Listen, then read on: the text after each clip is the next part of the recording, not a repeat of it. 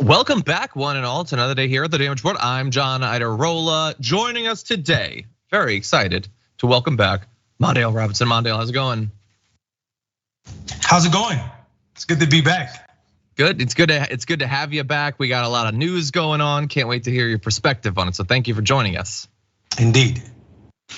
Okay, we've got some fun stories. We will definitely get to some fun news. We also have very serious news. Our first block is gonna be one of the difficult ones, but as sometimes appealing as the idea of simply just backing off from what's really going on and going to the gray havens to avoid the reality of the news might be, that's not who we are. So we're gonna face it, face first, and see what's going on and see what we can make of it. So we're gonna be talking about the situation in Maui right now.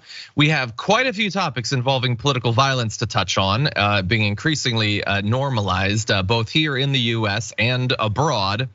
Fani Willis finally responds to Donald Trump's absurd, insane conspiracy theory attack against her, and more revelations about Clarence Thomas and his high-flying, jet-setting ways. That's gonna be fun. Turns out there was more corruption still waiting to be discovered. I thought it was impossible. I thought we'd reached peak trip, but no, we've got more. So everyone buckle up for that. Hit the like button and share the stream if you haven't already. And send us your comments, your tweets, your super chats, and we'll see if we can get you a $100 Blue Apron gift card. But with all that said, Mondale, you ready to jump into this thing? Waiting on you. Okay, well, you'll wait no longer. Let's do this thing. As you can see in this footage, and I'm sure you're aware, Maui has been absolutely devastated by out of control wildfires that have forced mass evacuations, 11,000 tourists being evacuated, 36 people reported dead as of when we are broadcasting. It is likely that that number will go up. There's a search ongoing. We're hearing conflicting reports about how much of the fire has been contained. It seems like the worst of the damage has been done. But now there's the situation of trying to wade through all of this and see how many lives have been lost, both directly to the fire and indirectly from the devastation that it's wrought, particularly to Lahaina, which is one of the most historic towns in Hawaii, the former royal capital of Hawaii before American colonialism.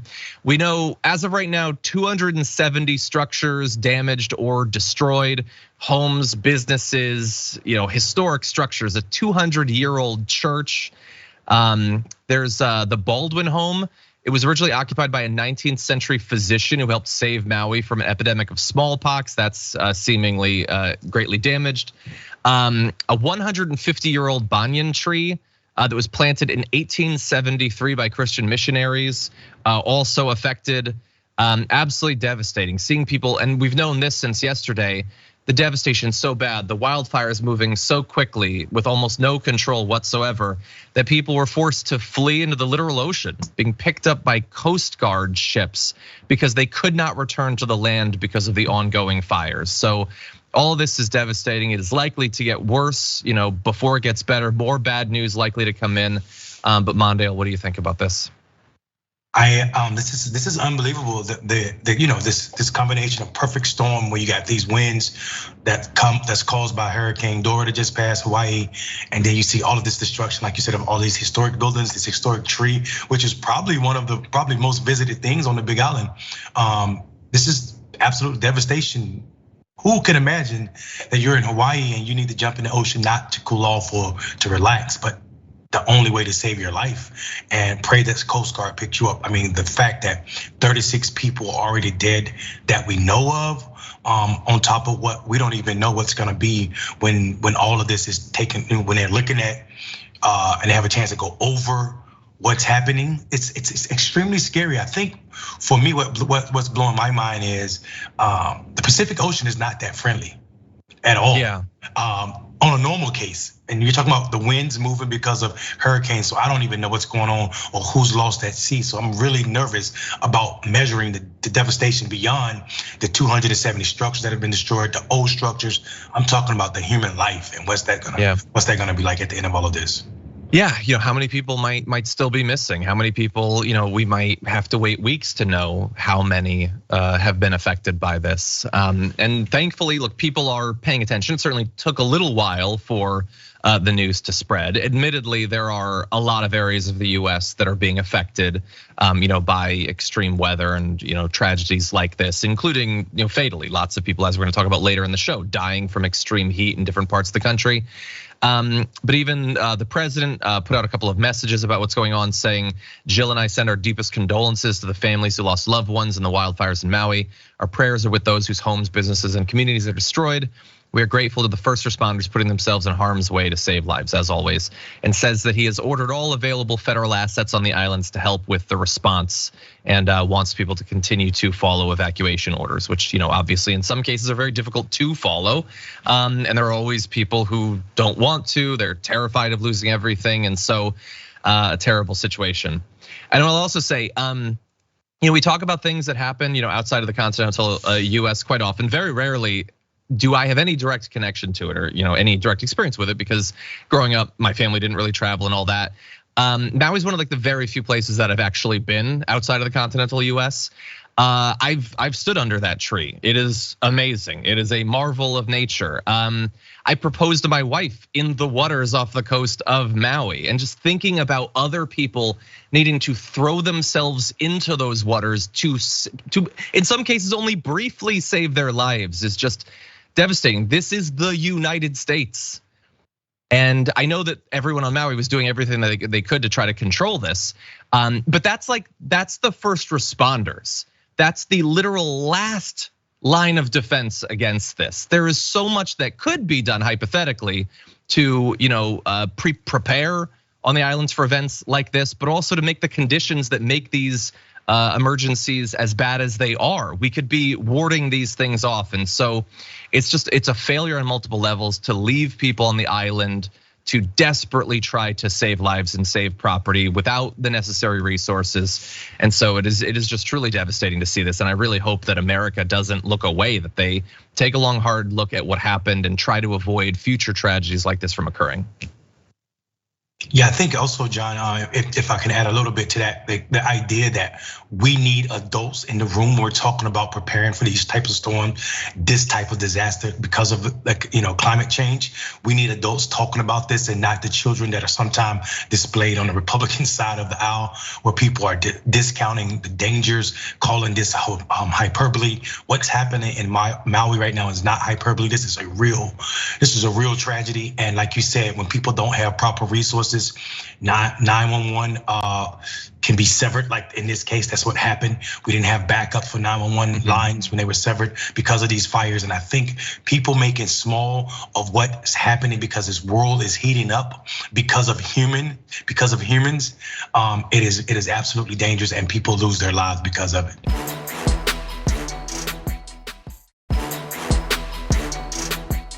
Yeah, 100%.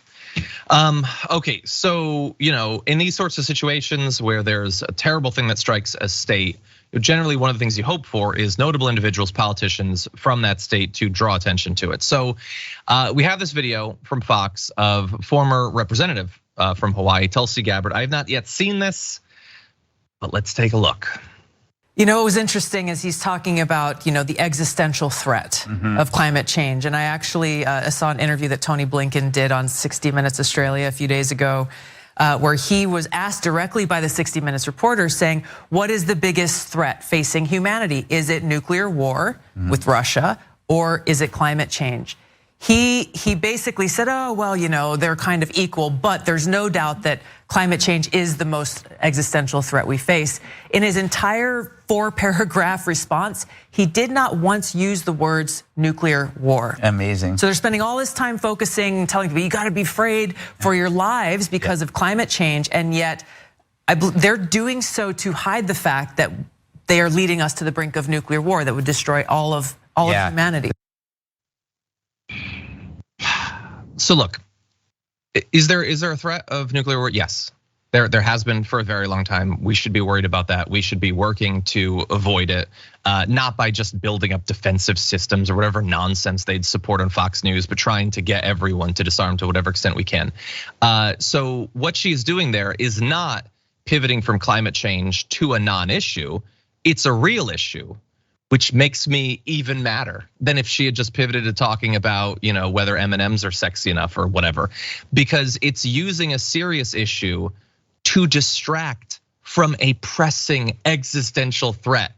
And if someone says that it is the existential threat that we're facing, is nuclear war, if it happens, worse? Yes, probably. Here's the thing, climate change is happening right now. It is going to get worse. It's not a thing that might happen at some point. We're in it right now. And when the state that you represented is being affected by extreme weather events and all that, facing wildfires that we often face in California and all that. You have people dropping dead in the streets in Arizona and Texas, people getting second, third degree burns just from touching the ground. To use that as your opportunity to be like, forget about all that stuff with the climate change, forget about that. Let's talk about how we shouldn't be supporting Ukraine.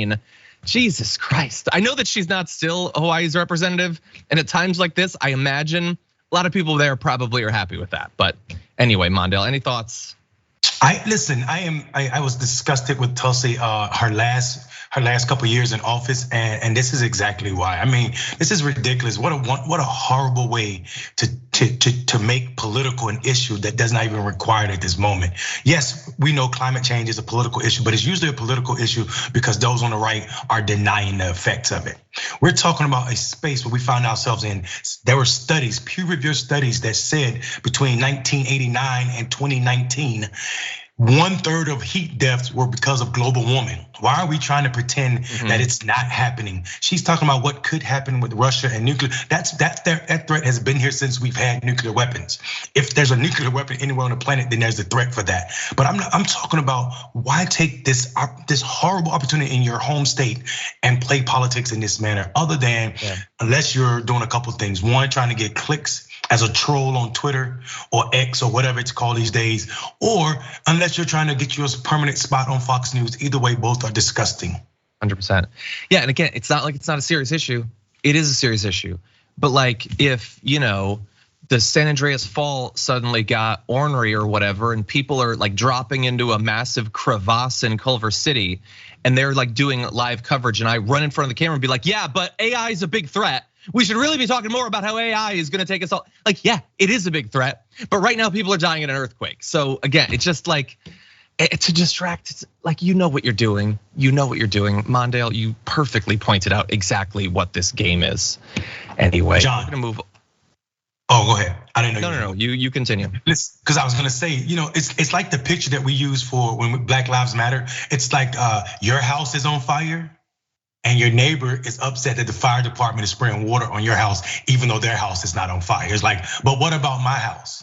Yeah, 100%. Why the whataboutism right now? 100%. And you can talk about more than one topic. We're actually gonna demonstrate that right now, but we're not gonna tell you to ignore what's happening in Hawaii, to ignore climate change because of our B block. They're separate issues. We should be able to do both. And with that, let's jump into another horrible thing. And I want to, yes, sir. I'm going to do one more. Yes, sir. Our country, our Constitution has been stomped under the feet. Yep. It's written according to the Bible. Like you said, we got to get pledged for the country. We got people got to be tried for treason. And death penalty. Well, I think we're ended on a right note. Listen, thank you guys for sticking around. Yeah, I think America's ending, but I'm not sure it's on the right note. So she has a bunch of crazies of the exact same variety that she came from. Very rarely do our elected officials more accurately represent their voters than Marjorie Greene. She was a person posting conspiratorial, violent content on Facebook, and now those people go to her town halls. So you have a guy saying all these Democrats or whatever are doing treason, they need to be tried. And then a woman shouts out and get the death penalty. And Marjorie Greene, I'm just gonna say Marjorie Greene. I'm not gonna say the other things about her that I'd like to right now that I think are perfectly descriptive, but we're not allowed to.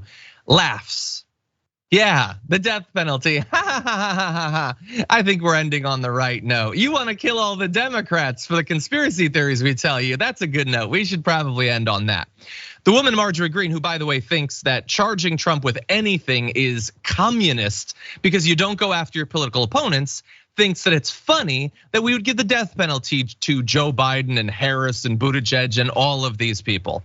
Now look, this is hardly the first time that she has laughed off or agreed with threats of mass violence against her political opponents. But she's an elected official right now.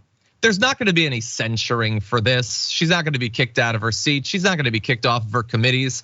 It is 100% normalized that you can just joke about killing all of the people who disagree with you. Mondale, what do you think?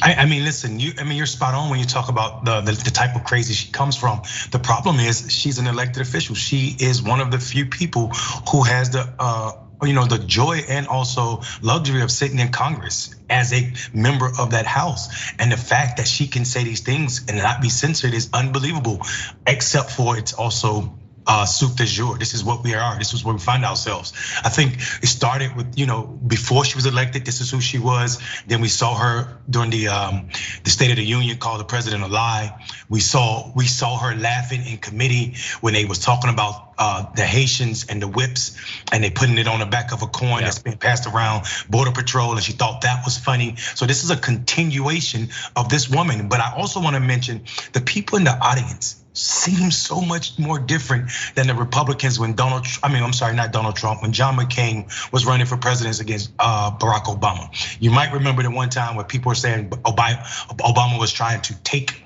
their Social Security and he's a terrorist, he's a Muslim, and John McCain stopped them at his rally. We don't see that type of Republicans anymore. We see this where they laugh at death. They are laughing at death about treason, when in actuality, they don't really care about treason. Because if they did, they'd be calling it for Donald Trump. It is obvious that Donald Trump committed treason, and these Republicans are not about that. They're about, like you said, weaponizing government for their political opponents. I'm so glad that you mentioned the John McCain thing, because that is always like, and again, by the way, if you go back to the whole John McCain thing, his actual response still could have been better, but it showed a little bit, because it still sort of implied that like, if he were a Muslim, it would be. Anyway, whatever. He stood up to one of his potential voters, and that is good. So, I don't know, Mondale, if you know this, but Marjorie Greene recently was watching the show and she reviewed it on her Twitter account. So I have to assume that the Congresswoman is watching. So let me speak directly to Marjorie Greene. I don't know, and I can't say exactly why you did what you did. I'm not going to assert that it was for one reason. In fact, I can think of at least two reasons that you might have did what you did. Now, neither of them are good, unfortunately. Maybe you can go in the chat, send a super chat or something and tell us which it is. Either you agree with those people. You agree that we should just be mass locking up, some sort of QAnon fantasy land or whatever, where everybody gets locked up and everybody gets pushed against a wall and gunned down, and it's great. And we can stage it all exactly like The Handmaid's Tale. It'll be super cinematic. Maybe you agree with that. There's a lot of reason to believe that you agree with that, because your past social media history is full of that stuff.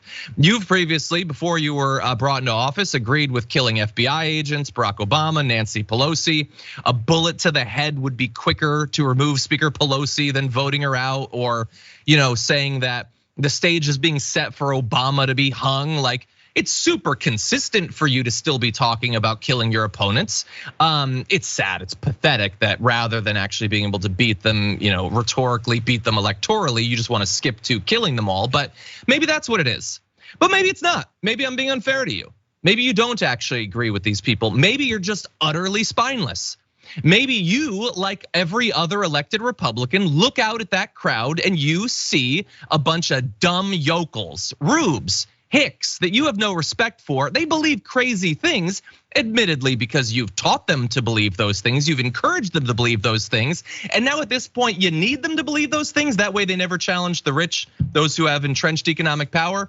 But you don't want to actually have to interact with them too much. And when they say something crazy like that, you just laugh it off because you don't have the actual guts, the bravery to tell them that they're wrong. Like John McCain did, a guy that I'm sure you have no respect for, was willing to lose a voter, maybe many voters, to stick up for what he actually believed.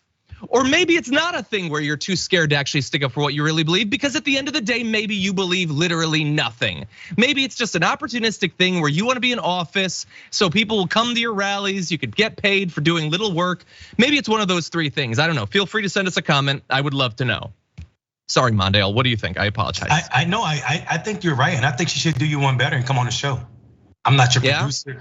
We have her on. But I think, maybe you could teach her something and she could learn what journalism looks like, where people aren't just saying crazy stuff that's not factually based, like we've seen from Fox as of late, where these people go and just repeat anything. And there should be a category where you lose the right to call yourself a news station if you're not providing news, right? Like you should literally lose that. It should be monitored. Like you can't call yourself a hospital if you're not a hospital. You can't call yourself a college if you're not a college. It should be the same thing. Like this is ridiculous what we're getting over there. This unchecked, and really it's an attack on democracy. Like not just January 6th, the attack on democracy has continued, and it continues on Fox News every day. And it is absolutely ridiculous that we are allowing it. You're 100% right. Like normalizing threats of political violence against the other side is a way that you attack the ability of a democracy to exist. You make it philosophically impossible for us to do what we do, because democracy requires that you be okay with losing every once in a while. If you believe that every time you lose, you were cheated and it's time to start hanging people, a democracy cannot exist at that point. And I do agree about the truth in advertising. I think things should be labeled accurately, which is why after years of people referring to me as Dragon Daddy, I decided I had to have a kid, because otherwise it was not honest. So anyway, maybe she'll answer, maybe she'll come on the show. Come on the show, Marjorie, come on. We can, I know that you've got your little podcast or whatever, Marge, but you can come on our show, you've got a bigger audience, and maybe you can win some people over. I know that you're very impressed with your own intellectual capability, your ability to persuade people. Well, demonstrate it by talking to some, what you would probably call raging communists on our show. So anyway, we'll see, I doubt it.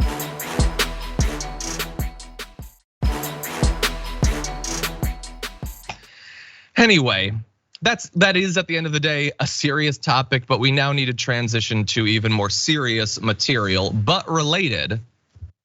An armed Utah man who was accused of making violent, persistent threats against Joe Biden and other Democrats was shot and killed by the FBI hours before the president landed in his state. They had been trying to serve him a warrant. This is Craig Robertson in Provo, south of Salt Lake City. They went to his house. He was armed. A shootout ensued. We do not have many of the details, and perhaps more will come out about exactly why it came to that, if it needed to come to that. But we do have a lot of other details. So on Monday, Robertson posted online that he had heard that Biden was coming to Utah, and he was planning to dig out a camouflage suit and begin, quote, cleaning the dust off the M24 sniper rifle. This is a post that came after months of threats against a lot of different public figures. He, by the way, referred to himself as the MAGA Trumper. It could not be more obvious what his ideology is, but at that point, there's no point in saying that the right is gonna have to try to, like come up with some explanation for how, no, this guy was actually like gender fluid or something. They're just not gonna talk about this. Let's be clear about that. They're gonna avoid this, and they should, because it's incredibly damning for them. So anyway, he's posted threats against Joe Biden, Alvin Bragg, Merrick Garland, Letitia James. That's so weird. Those are the people that Trump is always threatening online. That's a weird coincidence. Anyway, he posted in September 2022, the time is right for a presidential assassination or two. First Joe, then Kamala, talking about Kamala Harris there. They had gotten a tip, by the way, about Bragg from a post that he put on Truth Social, saying that he was gonna be waiting in the courthouse parking garage with a suppressed weapon and wanting to put a nice hole in his forehead, talking about Alvin Bragg there. So he's gonna assassinate Alvin Bragg to protect Donald Trump from prosecution. He was actually, his account was suspended on Truth Social. So apparently they do have some standards at the end of the day. A person who knows him said he believed in his right to bear arms. He believed in his right to say what he feels. When it came down to it, he knew the Lord wouldn't have approved of killing innocent people. Things got out of hand because he was just really frustrated. And by the way, we're gonna get to more of the details in a sec. I will end with this. When the FBI agents got to this guy, he was wearing a Trump cap, and also an AR-15 style rifle lapel pin. Remember the pins that members of Congress were wearing to demonstrate to everyone that their favorite gun is the same favorite gun of a whole bunch of domestic terrorists? Well, he had one of those pins too. Small world. Mondale, what do you think? I think you're right. And I think this goes, like you said, it's connected to the story we just finished. MTG was one of those people passing out those pins to other Republicans, wearing them right after a school shooting. We should remind people that the name of that rifle, that AR, stands for assault rifle, which is military equipment. This is not for hunting, and anybody trying to say anything else, it's ridiculous. We should also remind the viewers that Donald Trump is creating, MAGA is creating an environment for violence. I mean, and it didn't just start 2017, as far back as 2017, when he was telling police officers in a rally, don't be nice to them, rough them up.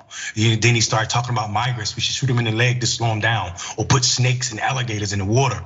What is going on? Or beat the hell out of people that are against you. This is Donald Trump talking directly to these people and activating them. We saw him activate them on January 6th, and his language has not been quelled. And I think until Republicans are being honest with what they need to do to fix Donald Trump and the Trumpism in their party, we're gonna see this escalate more and more. And while this person may have been blocked on Truth Social, his actions cost him his life, just like what happened on January 6th. And the people will not pass at the Trump. They'll say, oh, something was wrong with him. So and something was wrong with him. No, the wrong with him is the Republican Party. Yeah, 100%.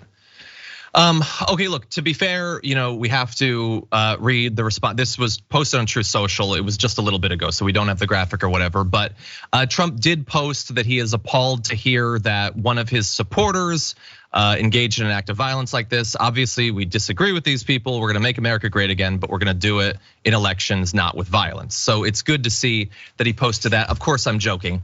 He's never gonna post anything like that. Can you imagine him actually taking any accountability whatsoever, or not even accountability, not even responsibility, just saying no one else should ever do anything like this ever? It's a joke, I'll say, the idea that could possibly happen. But no, they say the things they say, they talk about civil war, they do the threats. It's stochastic terrorism. That's all it is. They know that in scattered pockets around the country, there are isolated, frustrated weirdos like this who are ready to pick up a sniper rifle and start gunning down their political opponents.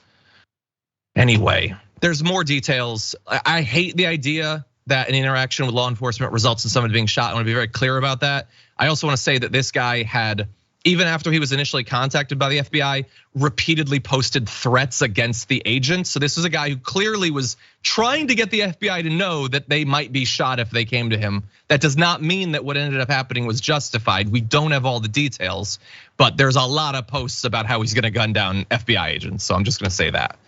And I also want to point out, at the same time, that we're dealing with this, potential attempted assassination here, we also have in Ecuador the first campaign political assassination as well. You can see here Fernando Villavicencio, a candidate who was campaigning at the time, was shot and killed. It again is the first ever assassination on the campaign trail in Ecuador. He was just leaving a campaign rally 10 days before the first round of the presidential election was set to take place. The gunman died in police custody following an exchange of fire with security personnel. So, that means that details about why exactly it happened, who set it up, if anyone, God only knows, we don't have the information now because the person died. We can say that as a candidate, he was outspoken about corruption and the violence caused by drug trafficking in the country. He said that the Ecuador had become a narco state, and he proposed to lead a fight against what he called the political mafia. So, an outsider. I am by no means obviously an expert on Ecuadorian politics. I'm not going to try and get over my skis in terms of analysis of this, but the fact that he was an anti-corruption candidate who was gunned down is hardly surprising. In any event, the election is still gonna go on as planned, albeit obviously without this candidate. So, terrible news, not just in America, but also going on in Ecuador right now. And I feel terrible for what they're experiencing. I know that the Ecuadorian people have got to be absolutely rocked by this. This is not the sort of thing that's supposed to be happening there. Any other thoughts, Mondale? Yeah, I mean, I think this is a tragedy. This is a tragedy for democracy, and also this idea of how we check governments and corruption, right? And I think also, and I don't want to make everything about Donald Trump, because it's not, but I definitely want to say that, this spread of, strongman attitude in this part of the world and around the world. I mean, we saw it in Brazil with Bolsonaro, we saw it in India with Modi. All of this came out of man's fear and out of Donald Trump and his Trumpism becoming worldwide, which is letting people know that what happens in America becomes, standard. I think how do we say that we are leading democracy, or the leading democracy in this world, the older democracy, when we see attack on our capital, and you have half of the elected officials in Washington D.C. denying that it happened. We have no shoe to stand on and call out the strong men in Ecuador that killed a person who was combating, corruption. So I think we look hypocritical when we start, as a nation, when we start pointing fingers at what's going on in Ecuador, and we can't even hold accountable the people who did that in our capital. Yeah, 100%. Okay, well, it's 10:30. We're gonna take our first break. We come back, other news to get to, everyone. Don't go anywhere, we'll be right back.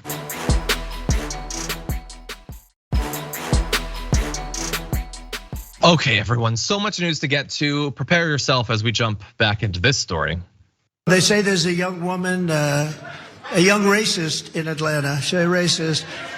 And they say that she was after a certain gang, and she ended up having an affair with the head of the gang or a gang member. And this is a person that wants to indict me. She's got a lot of problems.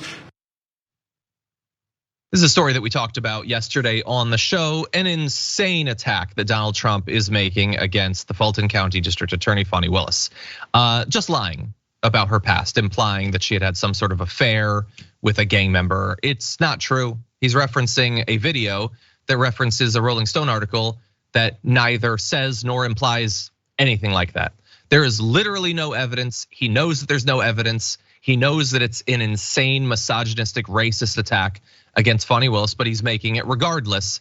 And it's become such a big thing online that the DA has been forced to actually respond to it internally to her team. She's calling it derogatory and false, which is her right, because it appears to be 100% derogatory and false. She emailed her colleagues and said that it's false, and she urged her staff not to respond to any of the allegations, saying, "You may not comment in any way on the ad or any of the negativity that may be expressed against me, your colleagues, this office in the coming days, weeks, or months. We have no personal feelings against those we investigate or prosecute, and we should not express any. We have a job to do. In this office, we prosecute based on the facts and the law. The law is nonpartisan. You should feel no need to defend me." And so look, that's probably a good strategy. It's got to be devastating for her and for her family and her friends to see all of a sudden millions of insane people spreading conspiracy theories against her. She cannot be surprised by this, I'm sure. She must have known that when she started to investigate Donald Trump, it was going to open up her and the people that she cares about to not only lies, but also threats, literal death threats. So feel terrible for everyone in this sphere for what Donald Trump has already done and what he almost certainly will continue to do as the indictments come out from Georgia. Mondale, what do you think?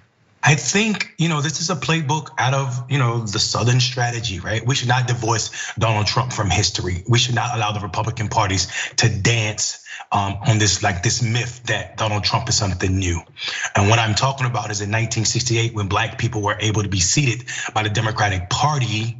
This is history that people should know, right? Because we're talking about this is where Donald Trump comes from.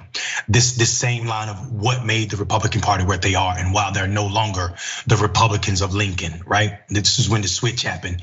When Ronald Reagan and other Democrats like Strom Thurmond left the Democratic Party to become Republicans, because Fannie Lou Hamer was able to force the Democrats to seat black voters, right, at their convention and give them the right to vote. What happened was Nixon happened. After Nixon, then it was Reagan. Reagan continued on the Southern strategy that Nixon created to reach out and activate this white evangelical vote against blackness. These people who were, descendants and believers of the plantation, antebellum. So, and what happened was Reagan went to Philadelphia, Mississippi, the place where people were killed for trying to register black people, to launch his campaign for presidency. And then he started talking about a welfare queen. Mm-hmm. This is the same argument that Donald Trump talking about a black woman that's an attorney letting off gang members from alleged crimes that she was investigating them for is the equivalent to a black woman. Reagan saying a black woman was a welfare queen giving her money to her pimp, her black man pimp. This story is absolutely disgusting, and we got to put it in context so people can see that as bad as Donald Trump is, this playbook is not new. It is not new, and it is dastardly and disgusting. Yeah, and also while he's individually responsible for the things that he says and the people who spread it, who don't know or care what facts there are behind it, are responsible. Like, they're doing the strategy and they have done the strategy forever because of who we are as a people. That there are so many people who want to hear this sort of thing. They see a black woman in a position of power and they want to see her destroyed. And they will readily, without any critical thought whatsoever, believe anything you say that leads to her being destroyed. Like that's who we are, or not we, but capital We, a lot of us anyway. And so it's terrible to see. It's terrible to see that it works. I would love for him to make an attack like that, and that's the end of him. Nobody supports him anymore, but that is just not the country that we live in. Okay, we're gonna move on to another. I cannot believe there are still updates coming out about this story, but let's jump into our D block. Clarence Thomas has done some stuff that is arguably corrupt. I know that I'm rocking your world. I'm shocking you by declaring that. And I know that you think I'm referring to the months of stories that have come out primarily from the amazing investigatory work of ProPublica, but I am not. I mean, I am talking about ProPublica, but it's new stuff on top of all of that. They've found even more unreported gifts and trips and hotel stays and private jets and all of that stuff. So let me try to catch you up on the extra stuff being added to the mountain of corruption. The mountain of corruption that, I will remind you, don't get too excited, will lead to nothing happening. But here is what has already happened. They have identified at least 38 destination vacations, including a previously unreported voyage on a yacht around the Bahamas. Ooh, that sounds very nice. 26 private jet flights, plus an additional 8 by helicopter. That is so many helicopter trips.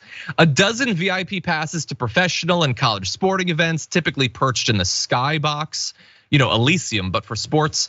2 stays at luxury resorts in Florida and Jamaica. 1 standing invitation to an Uber exclusive golf club overlooking the Atlantic coast.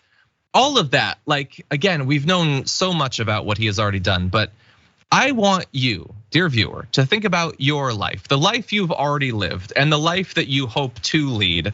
Will you take 38 vacations in your entire GD life? I know I won't. And that's just the ones that he was gifted over the last couple of decades. And so look, there's a lot more about this. They've done great work, and you should definitely support ProPublica for what they're doing here. But Mondale, it is crazy how pervasive. He didn't spend a weekend in DC over the last 20 years. He was jetting off to Belize, and he was going to Hawaii, and he was going everywhere. What do you think? Clarence Thomas has pimped the Supreme Court to make him the political version of Tony Montana. This man is jetting around in jets, 26 private jet flights from donors.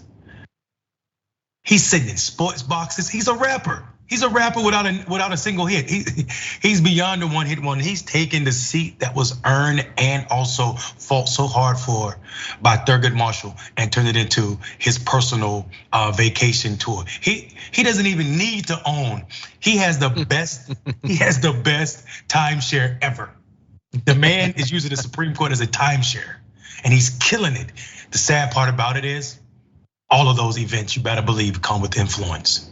Yep. And that influence is not for the betterment of American people. It is for the benefit for the few, and most likely very few people, exclusive people that can afford to send somebody somewhere on a yacht around the Bahamas or on a private jet 26 times. Yeah. That is disgusting. Yeah, and we know some of those people. He's involved in this Horatio Alger Association, an association which, by the way, when a new member comes in, $200,000 needs to be donated. They don't need to necessarily do the donating. Someone else could do the donating for them, but this is a very high-priced thing. And I will just say that some of them, unlike Harlan Crow, there are these individuals Let's see, I want to mention some of their names. We have oil baron Paul Tony Novelli. He's one of the billionaires. You got H. Wayne Huizenga, Inga. When your first name is H. Dot, you know you're a billionaire. David Sokol. Some of them, by the way, have not individually had cases before the Supreme Court during the time that they've been involved and known Clarence Thomas. And if that makes you feel better about this, I want you to consider how the world works. So they have not individually had cases there, but they are all massively invested in industries that are massively affected by the decisions of the Supreme Court. Do we believe that because they are not literally standing in the Supreme Court, or their chosen high dollar lawyer is not standing in the Supreme Court, that Clarence Thomas, it's just lost on him what effect his decisions could have on all of his billionaire benefactors? That is not affecting how he rules, which cases he chooses to take or not? Come on, nobody is that naive. Anyway, if you are that naive, I've got a high-priced yacht trip to sell you, I guess. But in any event, again, to go back to the intro, Mondale, nothing is gonna come of this. Like the Supreme Court is fighting against future ethics constraints, not consequences for what's already happened. Nobody is talking about impeachment or anything like that. Nobody in DC is talking about court expansion. And they're fighting against the idea that they might have to, in the future, disclose these trips. Any final thoughts? I just think we need to be considering impact over intent, right? And we can say what we want to, whether the impact or the intent was to have influence over this Supreme Court justice. I guarantee the impact is. We should start counting the cases where he's ruled against any of these people or any of their interests, whether they were there or not, or by proxy. This is absolutely disgusting, and it makes a mockery of the way that we choose our Supreme Court. This is why I'm for expanding the Supreme Court, where Republicans choose a certain amount, Democrats choose a certain amount, and then some other body choose the rest, so we can make up a Supreme Court that makes some relevance of equality. Because right now, this is as dumb. The way we choose our Supreme Court is as dumb as the way we create congressional districts. 100%. Yeah. And by the way, there's a concept of when you have a conflict of interest, you recuse yourself from a case. What if your entire life is a conflict of interest? Should you not recuse yourself from the court at a certain point? Anyway, nothing's gonna happen, so don't hold your breath. Okay, with that said, we're gonna take a second break. We'll be back in just a few.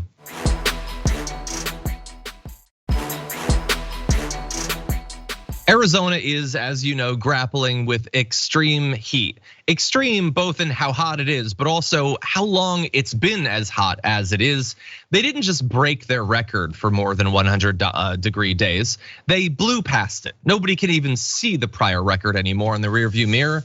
Every single day of July has reached 110 degrees or hotter, demolishing the previous record. Most of those days were above 115 degrees, and most night the low stayed above 90 degrees, setting records on both fronts, both the high and the low.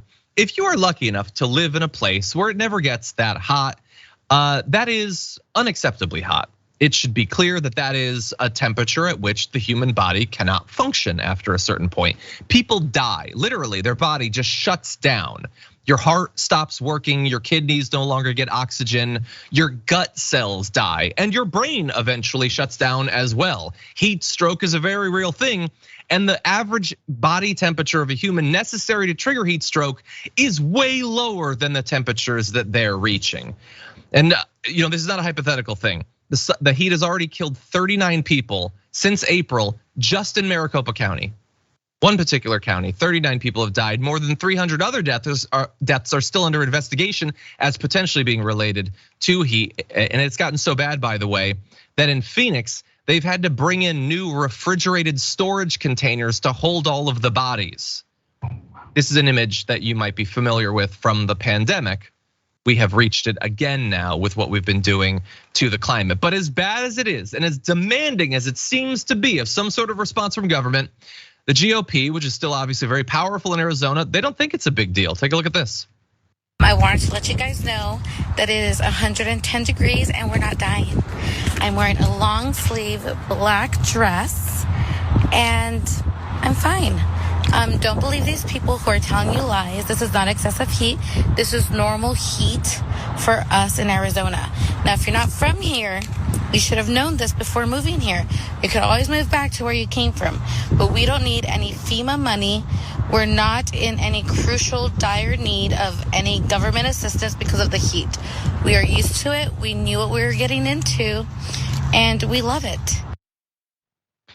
We love it. Well, some might love it. The ones who it killed, they don't love it. So my question to Janet Margarita would be, do the 39 people who died in Maricopa County just from this heat wave, do they love it? Like, as a thought experiment, I want you to imagine, what would it look like if you were to create a stack of those bodies? If you were to literally pile them up as they are figuratively piling up in morgues, how big of a stack of people who are literally just killed by how hot it is in that place that you're saying it's perfectly fine, just go back where you're from or whatever if you don't like it. How big of a stack of dead Arizonans would that be? That's my question for Janet. It's also my question for Republicans in the state Senate. Arizona Senator Justine Wadsack, who tweeted, she's 100% correct. The weather's normal. If you can't stand the heat in Arizona, you're welcome to leave. Granted, you might leave in a body bag, but you are free to leave, I guess. That's the stance of the Republicans. The Kerry Lake War Room said that those who want a climate emergency to be declared are radical leftists. It turns out the majority of deaths can be attributed to the meth their policies allow to flow freely on our streets. Okay. Others in the Arizona State Senate just saying the weather's normal. Let's be clear.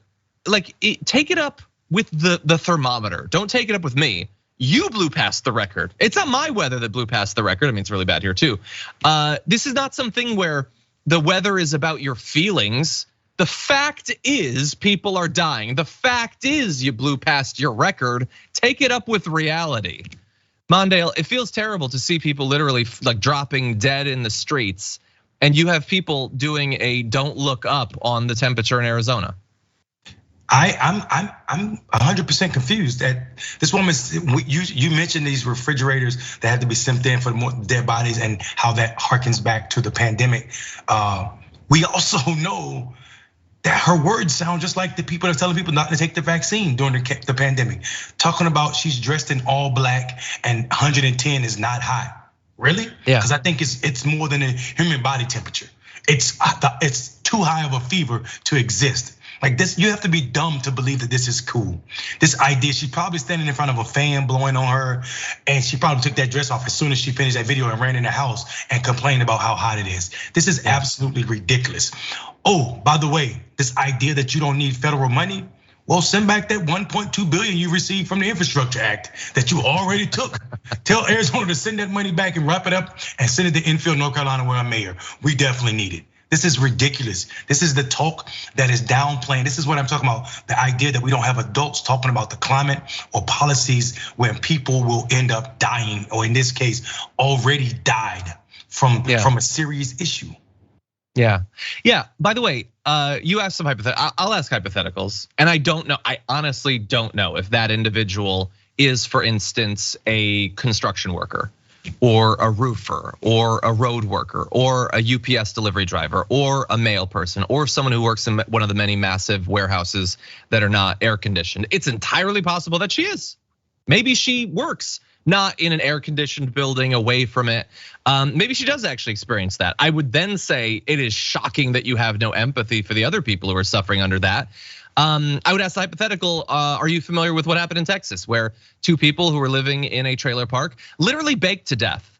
Their AC went out and they couldn't afford to repair it, and so both of them died. They were killed, cooked in their home because of what we've done to the climate. It is just shocking to me. Like, I'm not gonna say that going into the pandemic or whatever, I necessarily thought that everyone was always like prepared to be a part of the solution, but like going forward from now on, you're not allowed to make a zombie movie where you don't have at least one person filming a video in the streets denying that zombies exist as their neck is chewed on. Like, that is who we are as a people. There will always be someone who is saying, stop being bothered by the fact that you're dying. Like, you should be much more okay with the fact that the system we've set up is killing you. I don't understand humans anymore, Mondale, coming out of a few years in this career. I just don't get us anymore. And you forgot one part, John. You should also enjoy it. You should enjoy it. You should love it. You should love it. Yeah, you should love it. You should love it. That climate. And if you don't love it, you should just move, which everyone can do. Everyone can afford to just uproot their life and their family and their career and just go someplace that is cooler. Where exactly that's supposed to be in America, since the entire country is baking, I don't know, and she didn't say. Anyway, apologies to the people of Arizona. I'm sorry for what your government is doing to you. Anyway, with that said, that's all the time we have for the first hour. More to come in the aftermath. We'll be right back.